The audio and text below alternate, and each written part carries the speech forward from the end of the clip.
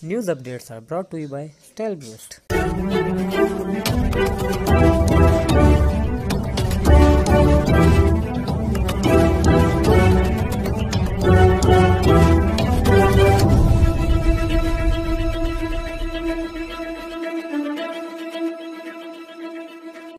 بسم اللہ الرحمن الرحیم۔ السلام علیکم۔ آج کی خاص خبروں کے ساتھ میں ہوں نوائی شرر سے آپ کا میزبان رانا ساجد۔ آج منگل کا دن ہے اور 12 صفر المظفر 1442 ہجری 14/80/2077 ستمبر 2020 عیسوی کی 29 تاریخ ہے۔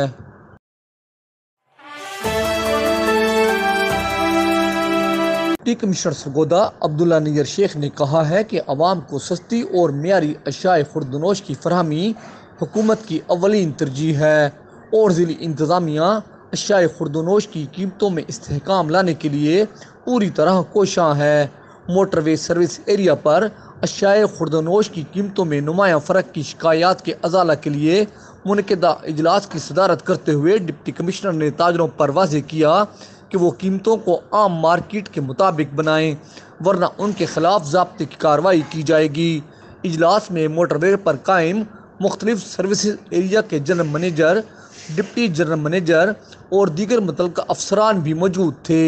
ڈپٹی کمشنر نے کہا کہ سروس ایریا میں اشیاء خوردونوش کی مہنگے داموں فروخت صارفین کا استحصال ہے اور اس ضمن میں کسی کا بھی عذر قبول نہیں کیا جائے گا۔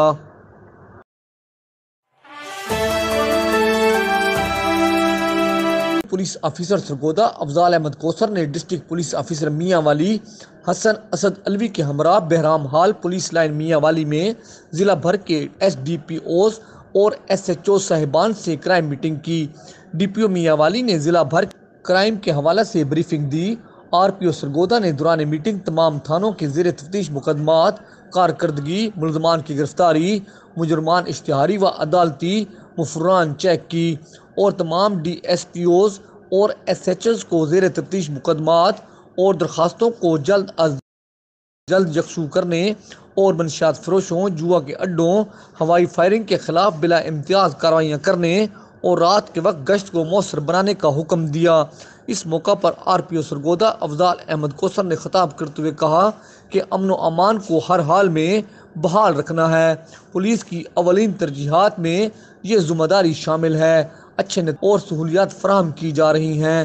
مجرمان اشتہاریوں اور موٹر سائیکل گینگ کو گرفتار کرنے پر ایس ایچ او تھانہ عیسیٰ خیل فیض حمید، ایس ایچ او تھانہ قمرمشانی انسپکٹر محمد قاسم کو نقد انعام اور تعریفی سرٹیفکیٹ دیا، جبکہ ناقص کارکردگی پر ایس ایچ او تھانہ داؤد خیل سب انسپکٹر حسین مہدی عمران کی 2 سال کی سروس ضبط کر لی، جبکہ ایس ایچ او تھانہ صدر انسپکٹر محمد فیاض ہنجرہ کی 1 سال کی سروس ضبط کر لی گئی۔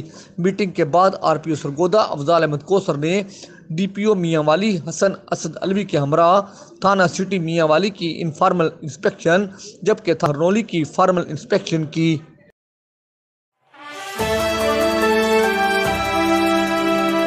Sargodha chamber of commerce and industry کے نائب صدر خواجہ یاسر قیوم نے کہا ہے کہ سرگودا بڑے شہروں کے مقابلے میں صنعتی، معاشی، تعلیمی، صحت سمیت دیگر شعبہ جات میں ترقی کی دوڑ میں بہت پیچھے ہے۔ فیصل آباد جو کبھی سرگودا ڈویژن کا ضلع تھا، آج کاٹن انڈسٹری کی وجہ سے پاکستان کا مانچسٹر کہلاتا ہے۔ فیصل آباد میں صنعتی ترقی عروج پر ہے۔ خواجہ یاسر قیوم نے این ایس نیوز سے خصوصی گفتگو کرتے ہوئے کہا کہ فیصل آباد الائیڈ ہسپتال، ایف آئی سی، ڈی ایچ کیو فیصل آباد سمیت درجنوں ہسپتال اور میڈیکل کالجز کام کر رہے ہیں، جہاں 10,000 سے زائد مریضوں کو بیڈز کی سہولت موجود ہے۔ اس کے مقابلہ میں سرگودا میں صرف 550 بیڈ کا ایک ڈی ایچ کیو ہسپتال ہے۔ سرگودا میڈیکل کالج کا ٹیچنگ ہسپتال تاحال قائم نہیں ہو سکا۔ اسی طرح تعلیم، صنعتی ترقی، معاشی سرگرمیوں، ایکسپورٹ سمیت دیگر شعبوں میں بھی سرگودا نظر نہیں آ رہا۔ خواجہ یاسر قیوم نے کہا کہ سرگودا سیاسی طور پر زرخیز ہے اور اس سرزمین کے سپوتوں کو طاقتور وزیر و مشیروں سے لے کر وزیر اعظم کا بھی اعزاز ملا، مگر سرگودا کی پسماندگی اور مسائل حل نہ ہو سکے۔ خواجہ یاسر قیوم نے این ایس نیوز سے گفتگو کرتے ہوئے کہا کہ سرگودا کے تاجر، سیاسی قیادت، سماجی شخصیات اور صاحب الرائے افراد مل کر ترقی کا لاہ عمل تیار کریں۔ سرگودا چیمبر آف کامرس کے پلیٹ فارم سے میری تمام تر کاوشیں اور جدوجہد ان کے ساتھ ہوگی۔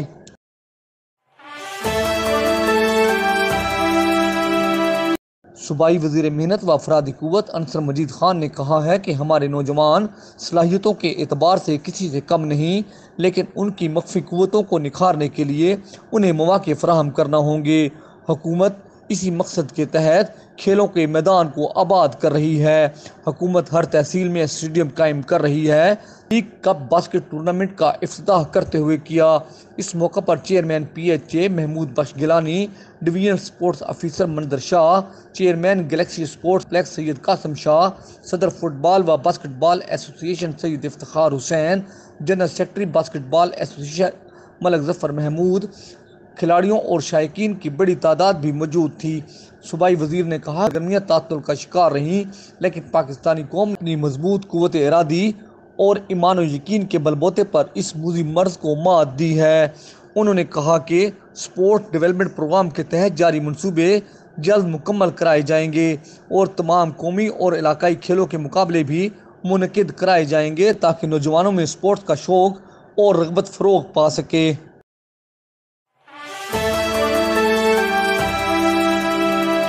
چمن سے bureau chief N S news Habib Ullah Achakzai نے خبر دی ہے کہ عوامی نیشنل پارٹی کے صوبائی ترجمان اسد خان اچکزئی کے اغوا کے خلاف آل پارٹیز کی جانب سے ایک احتجاجی ریلی شہر کے مختلف شاہراہوں سے گزرتی ہوئی تاج روڈ باچا خان چوک پر پہنچ کر جلسہ عام میں تبدیل ہو گئی۔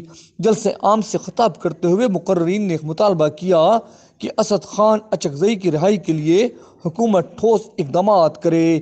اس حوالہ سے حبیب اللہ اچکزئی نے مزید بتایا کہ عوامی نیشنل پارٹی کے صوبائی ترجمان اسد خان اچکزئی جمعہ کے دن کوئٹہ میں عوامی نیشنل پارٹی کے صوبائی مجلس عاملہ کے اجلاس میں شرکت کے لیے چمن سے کوئٹہ کی طرف روانہ ہوئے اور کچلاک کی حدود میں نامعلوم افراد کی جانب سے اغوا کیا گیا جو تاحال بازیاب نہیں ہو سکے۔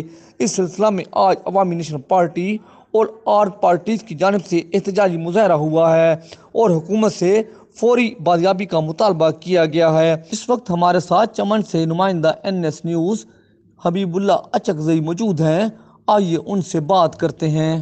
چمن عوامی نیشنل پارٹی کے صوبائی ترجمان اسد خان اچکزئی جمعے کے دن کوئٹہ میں عوامی نیشنل پارٹی کے صوبائی مجلس عاملہ کے اجلاس میں شرکت کے لیے چمن سے کوئٹہ کی طرف روانہ ہوئے اور کچلا کے حدود میں نامعلوم افراد کی جانب سے اغوا کیا گیا ہے جو تاحال بازیاب نہ ہو سکا۔ اس سلسلے میں آج عوامی نیشنل پارٹی اور آل پارٹیز کی جانب سے ایک احتجاجی مظاہرہ اور جلسہ ہوا ہے اور حکومت سے پوری بازیابی کا مطالبہ کیا ہے۔ جی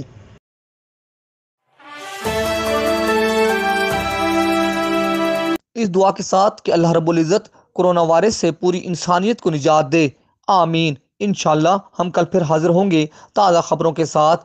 اللہ حافظ۔